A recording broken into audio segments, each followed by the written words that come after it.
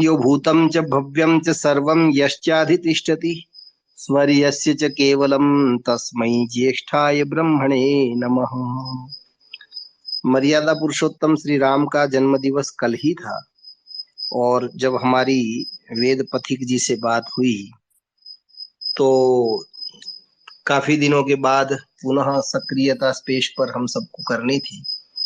तो विषय की जब चर्चा हुई तो हमने कहा कि भाई अभी श्री राम नवमी है, उनका जन्म दिवस था तो यही रख लेते। श्री राम का जन्म कल ही के दिन, कल जो चैत्र माह शुक्ल पक्ष नवमी तिथि है, उसको पारंपरिक रूप से सभी भक्त लोग आयोजित करते हैं।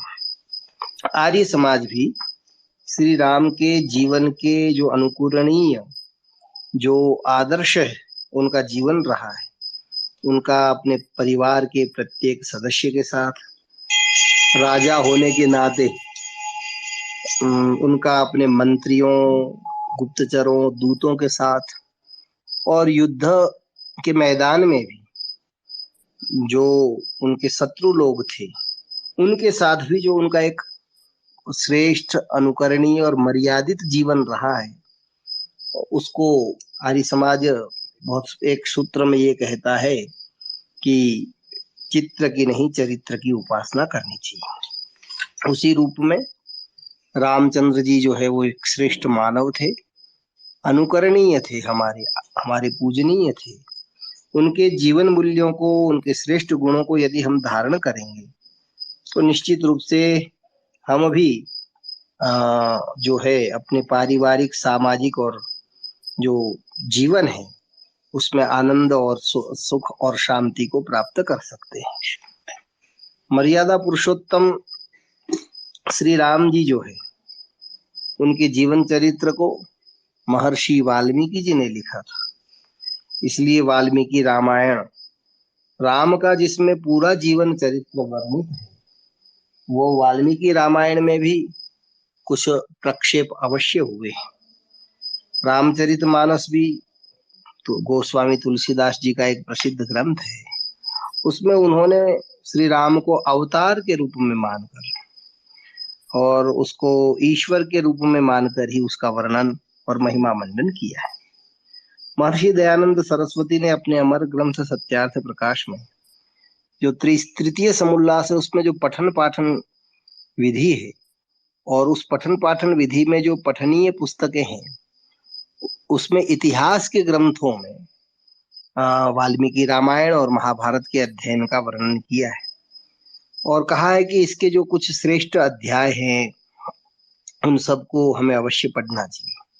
तो ऐतिहासिक ग्रंथ है रामायण, हमारा धार्मिक ग्रंथ नहीं है। हमारा धर्म ग्रंथ तो वेद ही है, 4 वेद ही है। इतिहास की शिक्षा जो है वो हम रामायण से प्राप्त कर सकते हैं। नारद जी और वाल्मीकि जी जब मिले तो नारद ने वाल्मीकि मुनि से कहा, पहले तो वाल्मीकि जी ने उनसे ये पूछा कि नारद जी, आप तो सर्वत्र भ्रमण करते रहते हैं, कोई इस वर्तमान युग में ऐसा मनुष्य बताइए जिसमें जो दुर्लभ दुर्लभ गुण है, लेकिन बहुत सारे दुर्लभ गुण जिस एक ही व्यक्ति में हो, ऐसा व्यक्ति आप बताइए। तब नारद जी ने वाल्मीकि जी को कहा कि इक्ष्वाकु राजा के वंश में उत्पन्न दशरथ के सुपुत्र श्री राम जो है वो मेरी दृष्टि में सर्वश्रेष्ठ व्यक्ति है। राम बलवान, तेजस्वी, धैर्यवान, जितेंद्रिय, बुद्धिमान, मधुर भाषी, नीतिज्ञ, शत्रुनाशक, धर्मज्ञ, धनुर्वेद के निष्णात, सर्वप्रिय, सज्जन, आर्य प्रिय दर्शन, समुद्र के जैसे गंभीर, हिमालय जैसे धैर्यशील, पृथ्वी के समान क्षमाशील और चंद्रमा के जैसे प्रियदर्शी, इतने सारे कह रहे और भी अनेकों। वहां पर वाल्मीकि रामायण में 70 गुणों का उल्लेख नारद ने वाल्मीकि जी को कहा कि इतने सारे सद्गुण मुझे किसी एक मनुष्य में अभी देखने को मिलते हैं तो वो है श्री राम। तो फिर उन्होंने संकल्प किया और वाल्मीकि जी ने जो है रामायण को लिखना प्रारंभ किया। हम सब जानते हैं राजा दशरथ ने पहले कौशल्या जी से विवाह किया था। संतान उत्पत्ति न होने के कारण या अन्य जो भी कारण रहे, उससे उन्होंने कैकेयी और सुमित्रा से विवाह किया। फिर पुत्रेष्टि यज्ञ जो है ऋषि श्रृंग ने करवाया। एक बात यहाँ यह भी ध्यातव्य है, ज्ञात होनी चाहिए, स्मरणीय है कि राम जो है वो अपन जब ये कहते हैं कि भाई वो पुत्रेष्टि यज्ञ जो है यज्ञ से उत्पन्न संतान है, तो हवन कुंड की अग्नि से कोई बालकों की उत्पत्ति नहीं होती। वो चाहे राम हो चाहे द्रौपदी आदि हो। वहां पर ये था कि ऋषि ने इस प्रकार की औषधियां और उन औषधियों को यज्ञ में आहूत करके और उन औषधियों का प्रयोग दशरथ और उनकी रानियों को सेवन करने के लिए खाने के रूप में दे करके और उन सद औषधियों का प्रयोग करके ही राम का जन्म हुआ। हवन की अग्नि से कोई बालक न उत्पन्न हुआ है न हो सकता है। जो भी हमारे इतिहास के ग्रंथ हैं उसमें अतिशयोक्ति के कारण बहुत सी बातें या प्रक्षेप आदि के कारण असंभव बातों का भी वर्णन किया गया है। वो सारा हम सब जानते हैं। राजा दशरथ जो है उनका राज्य कहाँ तक था, तो सरयू नदी के किनारे कौशल नामक जो देश था उसके किनारे पर विश्व विख्यात अयोध्या नाम की नगरी थी। और उस अयोध्या की जो वर्णित इतिहास है उसमें मनु महाराज ने की थी उसकी स्थापना। अयोध्या नगरी की समृद्धि का वर्णन करने के बाद राजा दशरथ का जो राज्यासन था वो कहाँ कहाँ तक था उस विषय में भी इसमें वर्णन किया गया है। अयोध्या में उस समय ऐसा कोई व्यक्ति नहीं था जो हवन न करता हो, यज्ञ न करता।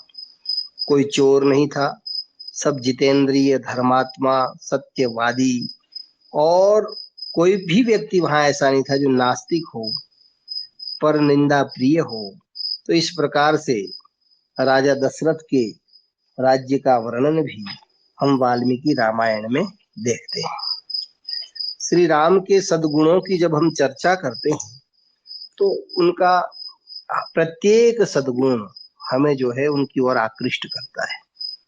हम जब भारतीय संस्कृति और विदेशी मजहब की जब तुलना करते हैं, तुलनात्मक अध्ययन करते हैं, तब पाते हैं कि एक और तो औरंगजेब जैसा अत्याचारी शासक है जो अपने पिता को कारागार में बंदी कर देता है और ये कहता है कि आपको प्रतिदिन एक घड़ा पानी ही मिलेगा, उसी से आपको पानी पीना है, जल पीना है, स्नान आदि करना है।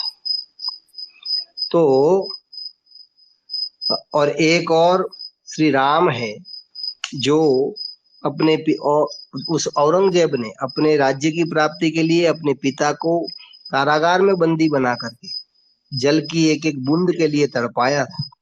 एक और श्री राम है जो अपने पिता की, यद्यपि उनके पिताजी ने मोहवश कैकेयी को जो वचन दिए थे उसमें वो मोहबद्ध थे, फिर भी उनकी मर्यादा, उनकी जो है सम्मान बना रहे और उनका वचन निष्फल न जाए, क्योंकि हम सब सुनते हैं प्राण जाए पर वचन न जाई, रघुकुल रीत सदा चली आई।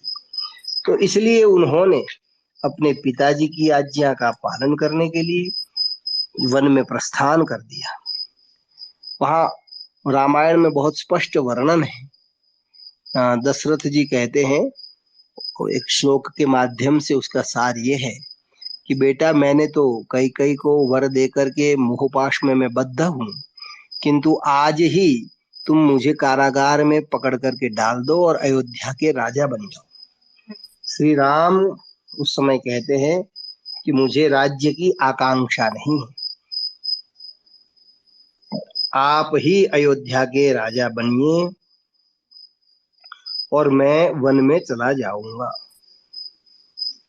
तो इस प्रकार से श्री राम जो है वो बहुत त्यागी पुरुष थे। उनके साथ साथ हमारी माताओं बहनों को, आज की माताओं बहनों को एक सीखने की बात ये भी है रामायण से कि वो जो है वनवास जो है वो श्री राम को मिला था, लेकिन हमारी राम जी की धर्म पत्नी माता सीता भी एक आदर्श आर्य गृहिणी थी, एक आदर्श राजा की पत्नी के साथ साथ पुत्री भी थी। उसने बहुत स्पष्ट शब्दों में दशरथ और अपनी सास को कह दिया था। लोगों ने उन्हें बहुत समझाने का प्रयास किया कि आप जो है वनवास तो श्री राम का हुआ है, आप मत जाइए। लेकिन सीता जी ने कहा कि नहीं, पति के प्रत्येक सुख और दुख में पत्नी का भी उतना ही हिस्सेदारी है, साझेदारी है। जैसे मैं इनके सुख के समय इनके साथ थी, वैसे ही आपत्ति के समय, कष्ट के समय भी मुझे उनके साथ रहना चाहिए। यही मेरा पत्नी व्रत धर्म है। और आप ये भी जानिए कि जो आदर्श भ्रातृ प्रेम था राम में, लक्ष्मण में और यहाँ तक कि भरत में भी, वो अद्भुत था। क्योंकि लक्ष्मण जी को भी वनवास प्राप्त नहीं हुआ था। लक्ष्मण जी भी श्री राम की सेवा के लिए, उनकी सुरक्षा, उनकी सेवा आदि के लिए वो भी साथ चल देते हैं। यहाँ एक बात और हम सब के लिए स्मरणीय और ध्यातव्य है कि श्री राम ने अयोध्या का त्याग तो कर दिया था, लेकिन वो जहां जहां गए थे वहां वहां उन्होंने शस्त्र सदा अपने साथ रखे, क्योंकि वो क्षत्रिय कुमार थे। वाल्मीकि वहां लिखते हैं कि जब बाली को श्री राम ने धनुष के द्वारा जब उसका वध किया, बाली कहते हैं कि मैंने आपका क्या अपराध किया था, धनुष बाण के द्वारा जब वध किया आपने मुझे क्यों मारा। तब श्री राम जी वहां कहते हैं कि अयोध्या के जो राजा है वो चक्रवर्ती सम्राट होते हैं। संपूर्ण विश्व में जहां जहां भी अधर्म, अन्याय हो रहा है, वहां वहां के राजाओं को दंडित करना, उनको सुपथ पर लाना, ये अयोध्या के राजा का कर्तव्य है। तो इस प्रकार से श्री राम जो है उन्होंने माताओं की जो सम्मान था, बाली ने अपने छोटे भाई सुग्रीव की धर्म पत्नी को अपनी घर में उसको रख लिया था, इस प्रकार का अन्याय किया था। और उस अन्याय का दंड श्री राम ने उसको देकर के और मातृ सम्मान का, महिला सम्मान का पाठ हम सबको पढ़ाया। और उसके साथ साथ आप उस समय के हमारे जो आर्य राजा थे, उनके जब जीवन को हम दृष्टिपात करते हैं, और वो अंत तक काल तक ये रहा कि जहां जहां का राजा अन्याय और अधर्म करता था उसको दंडित करके, प्राण दंड या देश से बहिर भेज करके, देश क्या करवा करके, उसके ही परिवार का कोई सुयोग्य धार्मिक, उसका भाई या परिवार का अन्य कोई सदस्य या सुपुत्र जो है, उसी को ही वो राजा बनाते थे। कभी भी किसी भी चक्रवर्ती सम्राट ने उस राज्य को अपने राज्य में मिला करके और वहां की सारी धन संपत्ति को अपहरित किया हो, हरण किया हो, ऐसा कहीं भी भारतवर्ष के इतिहास में प्राप्त नहीं होता है। तो इन सद्गुणों के कारण ही हजारों लाखों वर्ष बीत जाने के बाद श्री राम और रामायण कालीन जो राज्य व्यवस्था है वो आज भी सब लोग उसको याद करते हैं। कोई अच्छा राज्य हो या आप कोई अच्छे गांव में रहते हो और कोई व्यक्ति बाहर से आके आपको पूछे कि साहब आपके यहाँ पर चोरी आदि होती, कि नहीं नहीं यहाँ तो राम राज्य है, आज भी हम सब के मुख से स्वाभाविक रूप से ये बात निकलती है, यहाँ राम राज्य है। अर्थात यहाँ किसी भी प्रकार की चोरी का, अपहरण का बिल्कुल भी भय नहीं है। तो जो राम राज्य है वो अनुकरणीय क्यों है, उसको जब हम देखते हैं तो पाते हैं कि राम राज्य में न्याय और धर्म, इन दोनों को बराबर महत्व दिया जाता था, और उसके आधार पर ही जो है राज्य की व्यवस्था चलाई जाती थी। और राज्य अब जब हम देखते हैं कि आजकल अपन जब कि भाई कला कौशल और जो है विज्ञान उस समय कितना उन्नत था। कुछ लोग तो अपन यही मानते हैं, और विशेष करके जो वामपंथी इतिहासकार है वो तो ये मानते हैं कि भाई भारत में तो पहले जो है मतलब पाषाण युग था, कोई ज्ञान विज्ञान आदि था ही नहीं, और मतलब जंगली लोग ही रहते थे, उनके कपड़े भी जो है वो पेड़ों की छाल के हुआ करते थे। इस प्रकार से हमारे इतिहास को जो है, और ये सिद्ध किया गया अंग्रेजों के द्वारा और अंग्रेजों के पिट्ठू लोगों के द्वारा बनाए गए इतिहास से, कि आर्य लोग, भारतीय लोग बिल्कुल जंगली मनुष्य थे। उनको रहन सहन खान पीन आदि कुछ भी नहीं आता था। लेकिन जब हम रामायण को रामायण पर दृष्टिपात करते हैं तो पाते हैं कि रामायण के समय भी, आज से लगभग 9 लाख वर्ष पहले भी, तो अनेकों ऐसे उदाहरण हैं जिससे हमें पता चलता है कि उस समय भी कला कौशल ज्ञान विज्ञान कितना उन्नत था। गृहशाला, बड़े बड़े भवनों का निर्माण, पुलों का निर्माण, सेतु निर्माण, नगर और उद्यान बगीचों का निर्माण, आयुध शस्त्र अस्त्र का निर्माण, हस्तशिल्प यंत्रयान विमान विज्ञान, ये सारी चीजें कह रहे हैं वहां पर मिलती है। वाल्मीकि रामायण के किष्किंधा कांड में लिखा है, शुक्लैः प्रासाद शिखरैः कैलास शिखरोपमैः, सफेद रंग के गृह शिखरों को जो चूने या सफेद सीमेंट के होते थे। तो इस प्रकार से ये बात स्पष्ट होती है कि उस समय भी बड़े बड़े महल और भवन जो है वो बने हुए थे। 8 और 7 मंजिल वाले घर का वर्णन भी वाल्मीकि रामायण में प्राप्त है। वहां पर श्लोक में है, सप्त भौम अष्ट भौमैश्च सददर्श महापुरीम तलैः स्फटिक संकीर्णैः। इस वचन में ये बता रहे हैं कि लंका में 7 से 8 मंजिलों वाले मकान और स्फटित जड़े हुए एकदम कांच के समान चमकने वाले फर्श बनाए जाते थे। हजारों खंभे वाले महल थे। तो कहने का मतलब कि पूरी जो प्रासाद जो महल थे, वो निर्माण विद्या जो है, इंजीनियरिंग का कार्य उस समय बहुत ही बुद्धिमत्ता पूर्वक होता था। सेतु निर्माण का कार्य भी होता था, उद्यान और बगीचों का निर्माण, और आयुध शस्त्र अस्त्रों के विषय में भी वहां पर वर्णन प्राप्त होता है। वाल्मीकि रामायण के बालकांड में कवि कहते हैं, वाल्मीकि जी, सर्व यंत्र आयुधवती शतघ्निम शतसंकुलाम अयोध्याम। अयोध्या नगरी सब यंत्र आयुधों से अथवा यंत्रों और आयुधों से युक्त और सैकड़ों तोपों से युक्त थी। अर्थात नगर की चारों ओर जो उसका जो दीवारें बनी हुई थी, परकोटा बना हुआ था, उसके ऊपर जो है सैकड़ों तोपें स्थापित की गई थी। अस्त्र शस्त्र का वर्णन भी वहां पर प्राप्त होता है। लक्ष्मण ने नाराज जैसे बहुत से अस्त्र और वज्र और विद्युत की भांति चोट करने वाले तथा पर्वतों को तोड़ देने वाले, तो उनको कह रहे हैं शत्रुओं के ऊपर प्रहार किया। तो वज्र और विद्युत जैसे प्रहारकारी और पर्वतों को तोड़ देने वाले अस्त्रों का वर्णन उस समय प्राप्त होता है।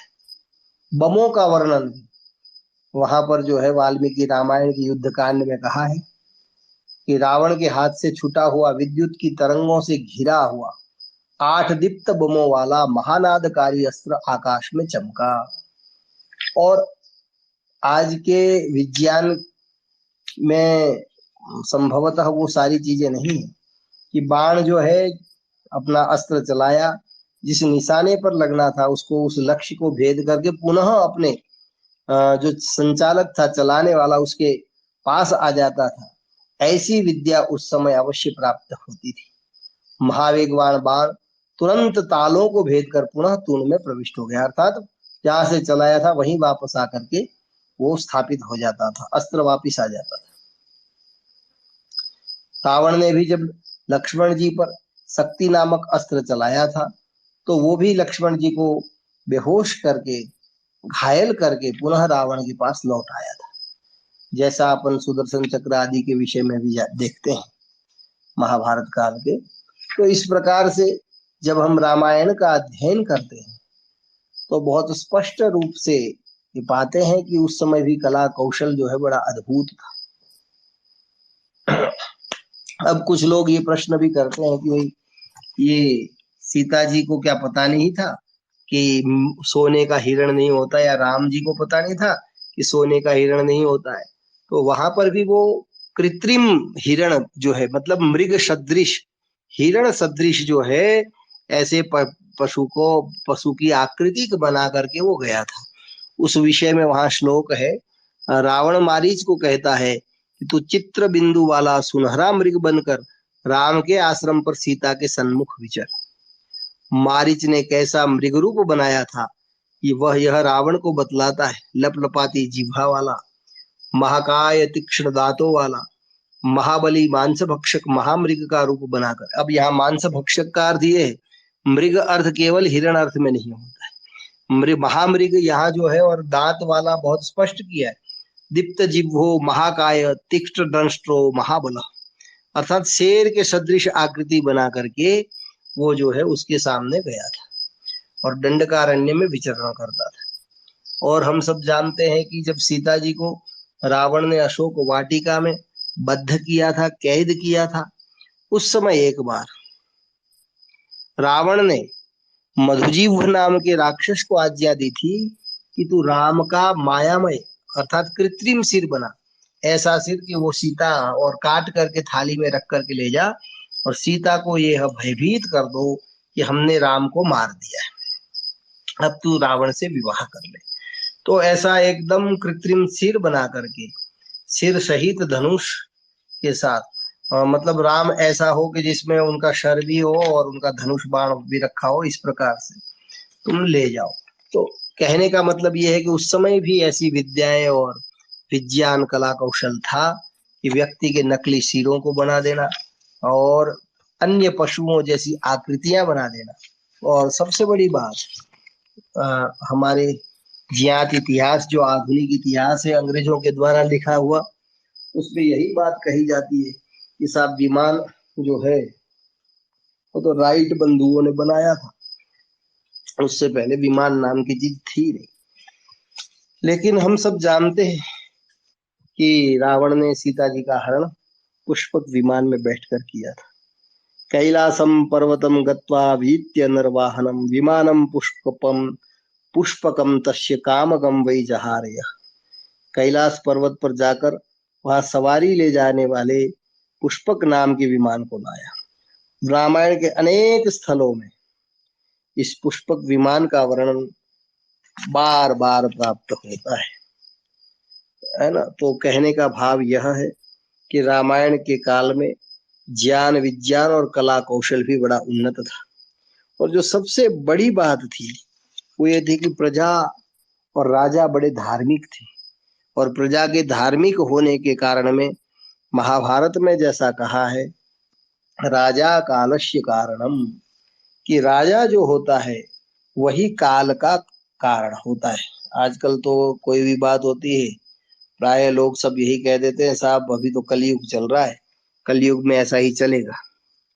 लेकिन इस बात को महाभारत कालकार नहीं मानते। वो तो कहते हैं यदि राजा अच्छा है तो आधे जो है पाप, हिंसा, व्यभिचार, चोरी, डकैती, जैसा आजकल अपने योगी जी महाराज कर रहे हैं उत्तर प्रदेश में, तो सख्त जब प्रशासन दंड देता है तो चोर उचक्के लुटेरे जो है वो वैसे ही अपने दुष्कर्मों से स्वतः ही दूर हो जाते हैं, क्योंकि बिना कठोर दंड के जो है वो राज्य व्यवस्था स्थापित नहीं हो सकती। तो राजा काल का कारण है।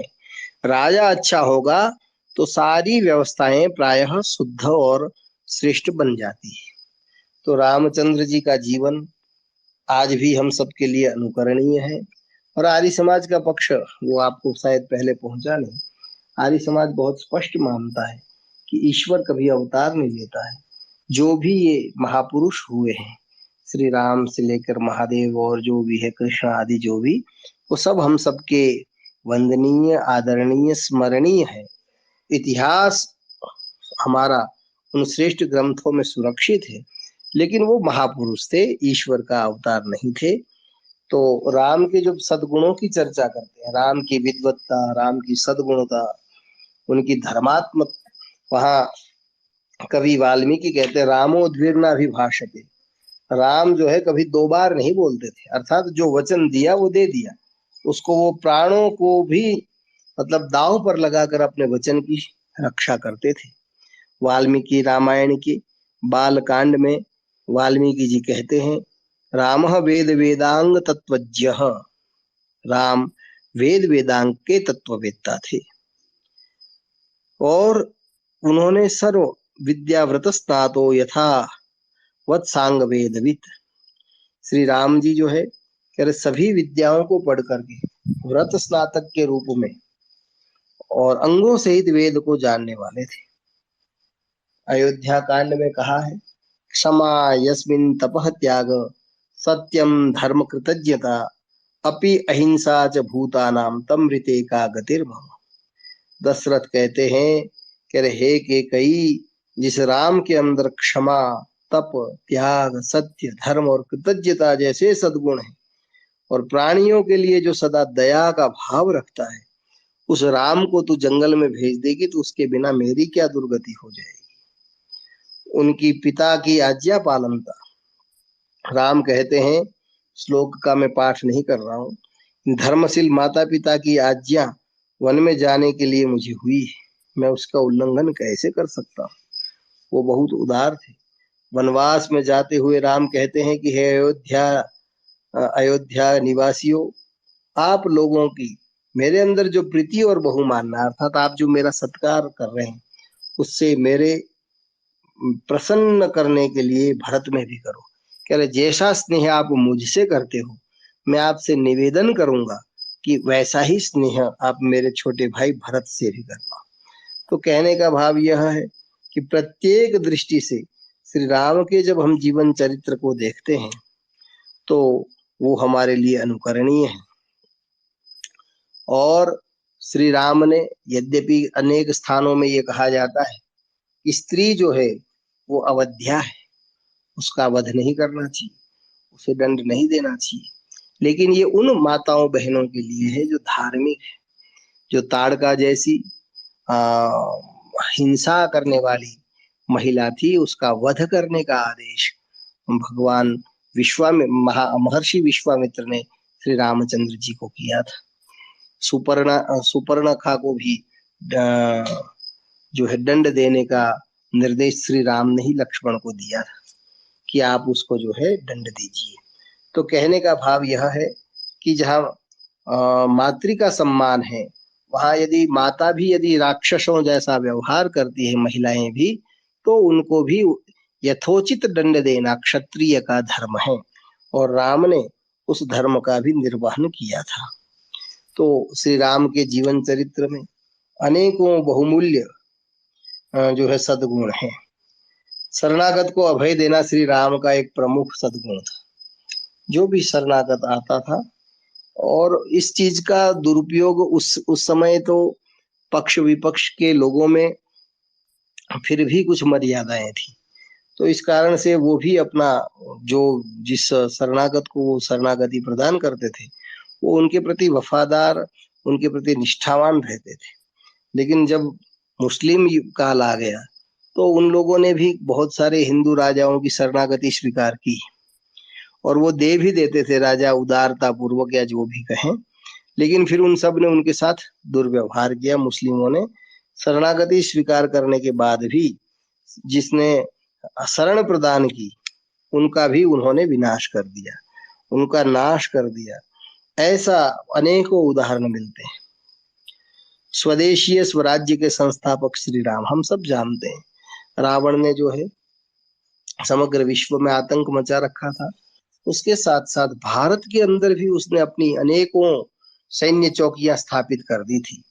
तो राम ने बहुत ही बुद्धिमत्ता के साथ भारत की जनता को साथ में लेकर के, और ये जो भालू और वानर की जो सेना है वो भी मनुष्य ही थे, और उनकी जो भी गोत्र आदि के कारण से उनको ये कहा गया, उन सबको साथ लेकर और राक्षसों का वध जो है धीरे धीरे दक्षिण भारत से करते हुए वो जो है लंका नगरी तक पहुंचे थे। राम राज्य का जो दृश्य है वो वाल्मीकि रामायण की युद्ध कांड में भी अनेकों स्थान पर मिलता है। राम के प्रशासन में न विधवाएं रोती थी, न हिंस्र प्राणी जो हिंसक प्राणी है न उनका भय था, और रोगों से उत्पन्न कोई भय नहीं था, अर्थात रोग भी अधिक मात्रा में वहां नहीं होते थे। प्रजाजन चोर डाकुओं से रहित था, चोर डाकू उनको परेशान नहीं करते थे। कोई किसी के प्रति अनर्थ या पाप नहीं करता था। बूढ़े बड़ों के सम्मुख बालकों का देहांत नहीं होता था, अर्थात पिता के रहते हुए पुत्र का देहांत उस काल में नहीं होता था। सब प्रसन्न थे, सब धर्मपरायण थे और परस्पर हिंसा से रहित थे। तो इस प्रकार से राम के राज्य में सारे पशु पक्षी कीट पतंग से लेकर के मनुष्य तक सभी सुखी आनंदित थे। उसका मूल कारण था राजा धर्मात्मा थे, और जब राजा धर्मात्मा होता है तो प्रजा भी धर्मात्मा हो ही जाती है। क्योंकि पहले की 10 मिनट जो है वो मेरी आवाज नहीं आ रही थी, इसलिए मैंने थोड़ा सा समय ज्यादा बोला है। आप सबने मेरी बात को सुना। बहुत दिनों के बाद वेद पथिक जी और ऋषि उवाच जी के माध्यम से हम पुनः सब इस स्पेस के माध्यम से जुड़े हैं। आप सबने अपना अमूल्य समय निकाला और मेरी बात को सुना। आप सबका बहुत बहुत धन्यवाद। नमस्ते जी। धन्यवाद आचार्य जी। करीब करीब 3 से 4 महीने के बाद हमने दोबारा स्पेस शुरुआत की है। कितने दिन के बाद? काफी लंबा, कम से कम 3-4 महीने हो गए। 3-4 महीने के बाद। जी जी जी। यदि किसी का कुछ नहीं है तो फिर मैं ही थोड़ा सा एक आध बात कहूंगा। उस समय की जो राज्य व्यवस्था थी या राजाओं के जो दुर्गुण बताए हैं वो भी यहाँ वाल्मीकि रामायण में स्पष्ट रूप से कहे कि उनका पुरोहित प्राइवेट सेक्रेटरी कैसा होना चाहिए। और राजा के जो दुर्गुण 14 बताए हैं उसमें एक तो नास्तिकता, झूठ बोलना, क्रोध करना, प्रमाद करना, दीर्घ सूत्रता, किसी बात को लंबे समय तक खींचना, ज्ञानियों का आदर्शन अर्थात विद्वान लोगों से संपर्क न रखना, आलस्य करना, इंद्रियों का गुलाम होना, 5 इंद्र जो कर्मेंद्रियां ज्ञानेंद्रियां हैं उसका वशीभूत होना, दूसरों के बिना अकेले विचार करना। मतलब देखिए राजा के लिए ये भी था कि वो अकेला विचार ना करे, उसका जो श्रेष्ठ मंत्रीगण है 5-7 उन सब मंत्रियों के साथ बैठ करके चिंतन करके फिर निर्णय करे। अकेला राजा निर्णय नहीं करता था, इसको दुर्गुण कहा है। और जो बुद्धिमान नहीं है, दूरदर्शी नहीं है, उनके साथ विचार नहीं करना, अर्थात जो ऐसे श्रेष्ठ सद्गुण वाले उनसे ही विचार करना। निश्चित का आरंभ, जो बात निश्चित कर दी उसको प्रारंभ न करना, और कोई गुप्त बात है तो उसकी रक्षा न करना, श्रेष्ठ कल्याण करने वाली वस्तुओं का प्रयोग न करना, सबका प्रत्युत्थान, इन 14 दोषों का सेवन तो नहीं करता। अर्थात ये 14 दुर्गुण है, और इन दुर्गुणों को जो छोड़ देता वो राजा जो है ज्यादा सफल हो जाता है। तो बहुत प्रकार की जो है रामायण से संबंधित बातें, राष्ट्र और राष्ट्रीयता की बातें भी वहां पर कही है। शांति पाठ कर लेते हैं जी। जी आचार्य। ओम द्यौः शांति अंतरिक्षम शांति पृथिवी शांतिरापः शांतिरौषधयः शांतिः वनस्पतयः शांतिर्विश्वे देवाः शांतिः ब्रह्म शांति सर्वं शांति शांतिरेव शांति सामः शांतिरेधि। ओम शांति शांति शांति। सबको सादर नमस्ते, शुभ रात्रि, नमस्ते जी।